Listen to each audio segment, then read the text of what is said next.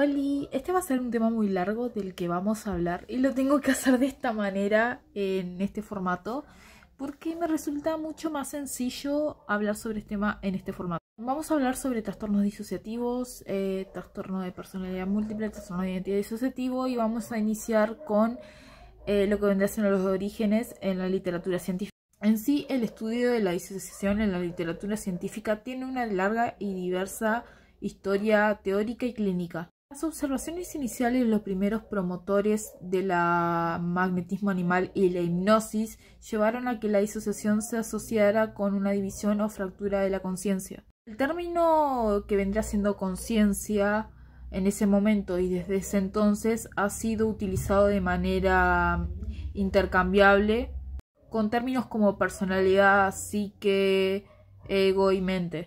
La división de la conciencia, a lo que se refería al concepto de disociación, se utilizó para explicar fenómenos disociativos específicos, como vendría siendo la amnesia poshipnótica. Los clínicos que trabajaban a mediados del siglo XIX utilizaron como una comprensión similar a la disociación, es decir, divisiones de la conciencia, para explicar lo que vendría siendo la histeria y los síntomas histéricos. Aunque la concepción dominante en ese momento limitaba la disociación en sí al ámbito psiquiátrico, los teóricos que trabajaban en otras áreas comenzaron a describir, por así decirlo, varios fenómenos psicológicos que eran no clínicos en términos de disociación. Perdonen, hubo un switch. ¿En qué parte nos habíamos quedado? Esperen que recuerde. Además que en el siglo XX el pensamiento analítico produjo cambios en el lenguaje y la forma de la teoría clínica. Esas innovaciones psicoanalíticas provocaron un cambio que vendría siendo correspondiente a la conceptualización de la disociación. Al mismo tiempo, la especulación teórica estaba produciendo unos cambios en las visiones anteriores de la disociación. Además, las observaciones clínicas originales que relacionaban la disociación con divisiones en la personalidad estaban siendo replicadas durante la Primera y Segunda Guerra Mundial. Como resultado, los psiquiatras del ejército empezaron a redescubrir, por así decirlo, y elaborar ideas teóricas que eran anteriores a la disociación traumática. Evidentemente, su tratamiento. A finales de la década de 1960 hubo como un incremento de interés académico en el estado alterado de la conciencia, que eventualmente se convirtió en sinónimo de disociación. Como venía diciendo, poco después el interés clínico sobre la disociación se reavivó. Esto llevó a la proliferación de ideas, modelos y direcciones empíricas que son evidentes hoy en día. A pesar de este renacimiento altamente beneficioso del interés clínico y no clínico, sigue existiendo un gran problema conceptual. A saber, hay pocos acuerdos sobre la definición o el significado de la disociación y los fenómenos psicológicos específicos a los que se refiere el constructo. En este video también vamos a proporcionar una historia detallada de lo que vendría siendo el concepto de la disociación. Para hacerlo nos vamos a centrar en una cuestión de conceptual que ha sido debatida recurrentemente. O sea, si la disociación se refiere como a una división de la personalidad, psique, conciencia, como afirmó originalmente Janet, o simplemente alteraciones de la conciencia como una retracción y disminución del campo de la conciencia.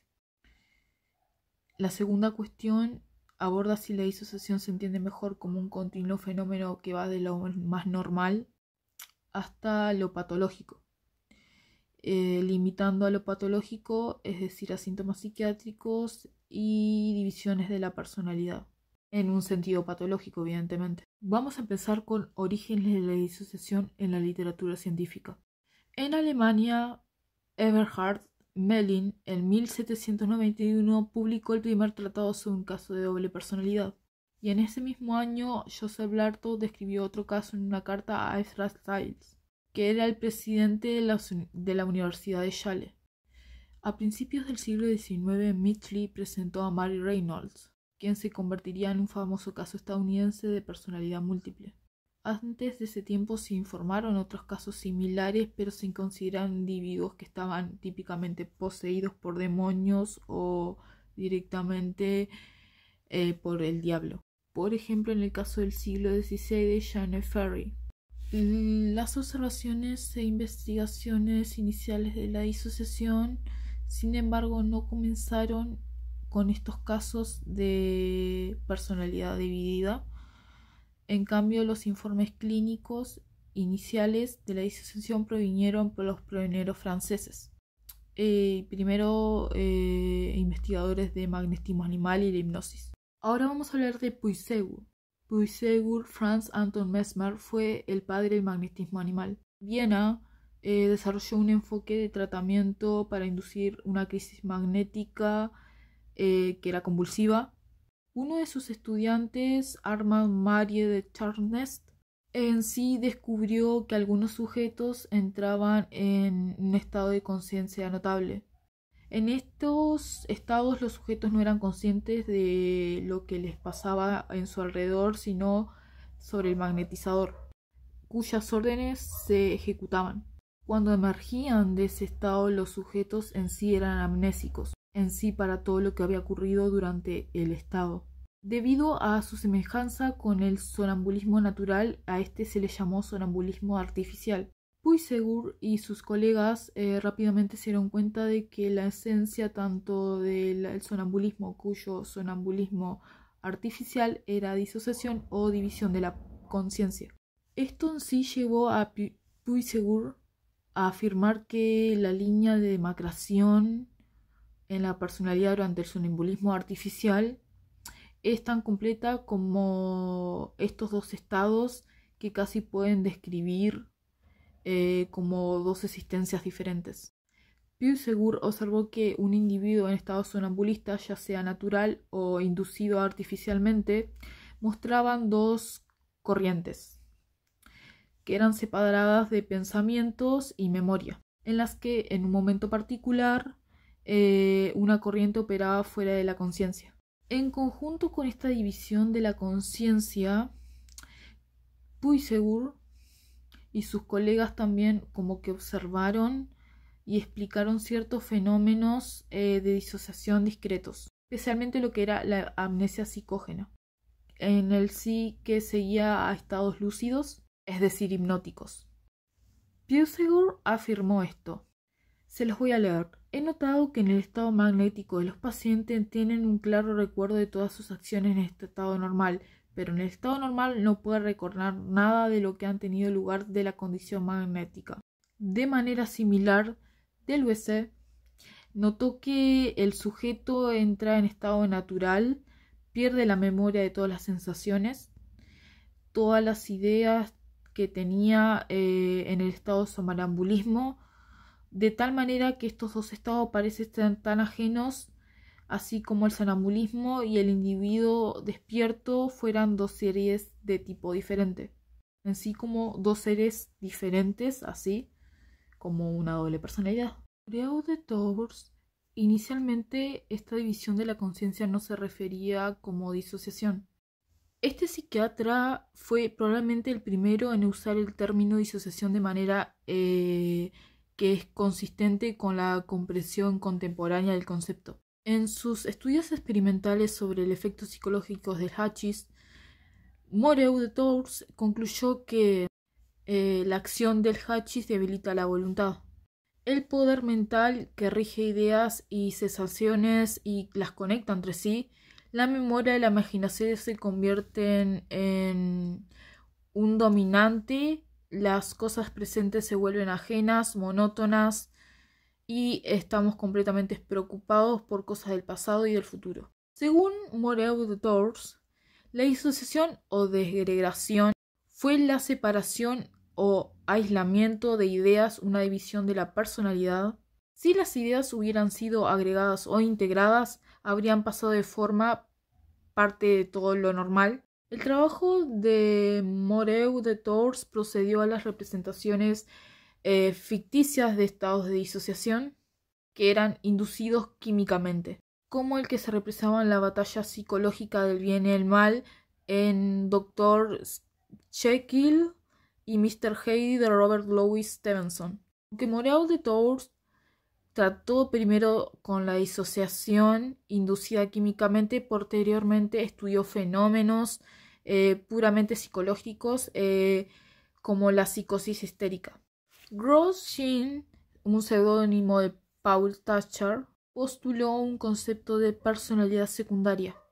Thatcher rompió un nuevo terreno psicológico con su especulación de que ciertos trastornos nerviosos, específicamente el de posesión, magnetismo o escritura automática, implicaban una división de la personalidad. Thatcher argumentó que estos fenómenos derivaban a la existencia de una segunda personalidad, que coexistía con la personalidad ordinaria. Esta noción era nueva. Iba mucho más allá de la idea de la división de la personalidad que era inducida por la hipnosis o químicos. La teoría de Thatcher presentó un medio novedoso para entender el comportamiento que se originaba fuera de la conciencia del individuo.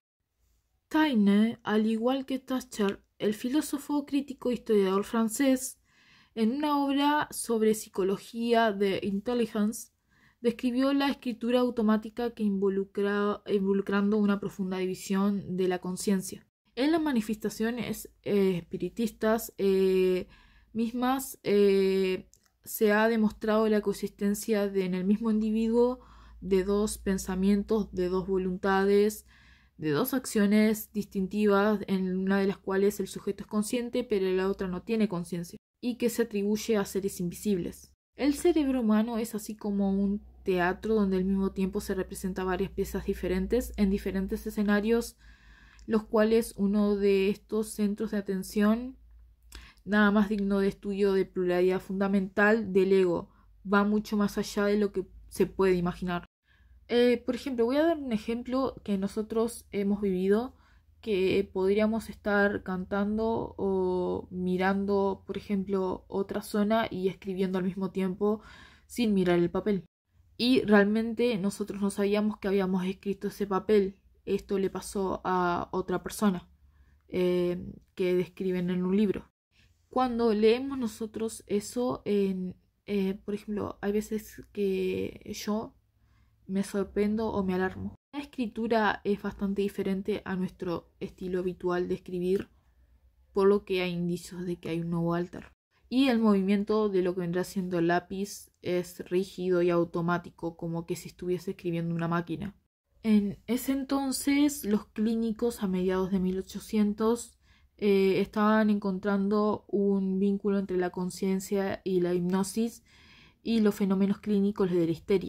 En el mismo trabajo se presentó un caso famoso de paciente con TID que era Stella Charles de Spain. De manera similar, Brackett informó que la mayoría de las personas llamadas sonámbulos magnéticos o hipnóticos eran mujeres histéricas. Charcot en sí desarrolló más esta idea cuando relató que los síntomas histéricos, por ejemplo parálisis, contracturas, se basaban en un subconsciente que se había separado de la conciencia. Finalmente, Janet llegó a ver el sonambulismo como paradigmático para la naturaleza disociativa de la histeria.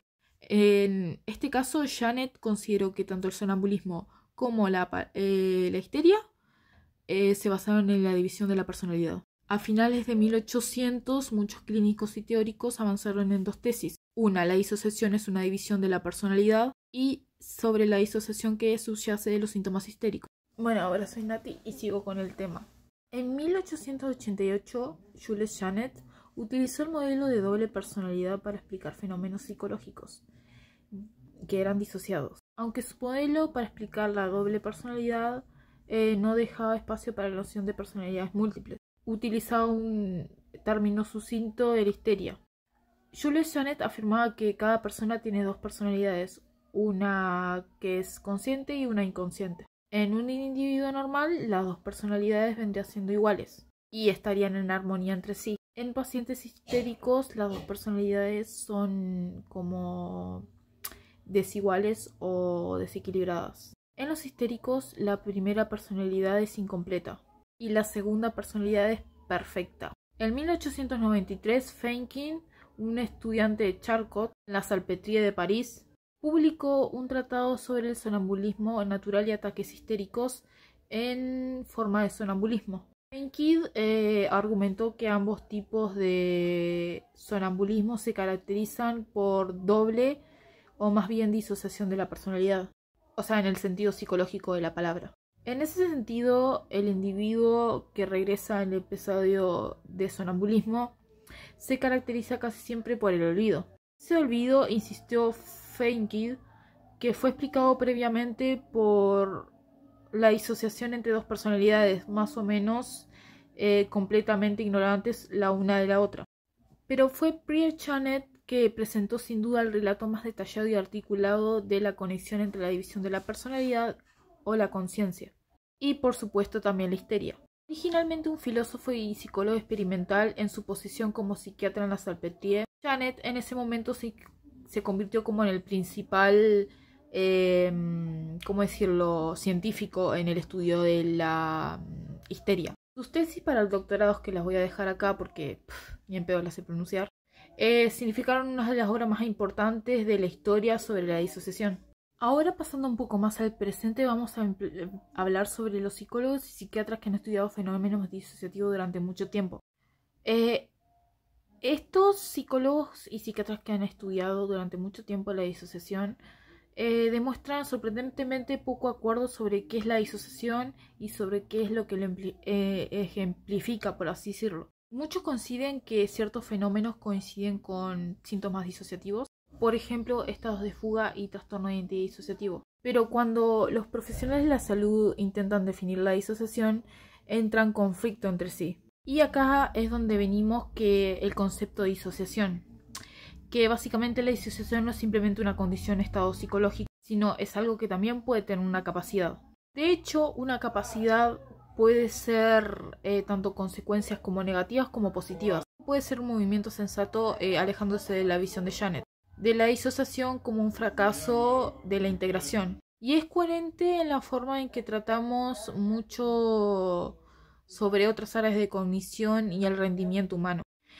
Entonces, también podemos preguntar sensatamente si la persona puede disociarse, todos pueden disociarse y en qué grado. Y esta es la primera suposición que voy a tratar. La suposición de no unicidad. Voy a explicarlo en simples palabras. No se debería asumir que la disociación es completamente sin precedentes en el ámbito de la cognición y el rendimiento humano, por muy distintiva que sea en ciertos de sus detalles. Luego está la suposición de capacidad, que es la disociación en muchas capacidades. Y luego la suposición de desificación, que vendrá siendo al igual que otras capacidades, la disociación asume una variedad de formas. Pero hay muchas más suposiciones de prioridades, pero vamos a dejar el video acá porque es un montón de temas de que hablar. Y el siguiente video vamos a hablar sobre solamente las suposiciones de la disociación. Así que nada, nos vemos y les doy un besito y les dejo obviamente las referencias en todo el video para que la puedan checar. Bye bye.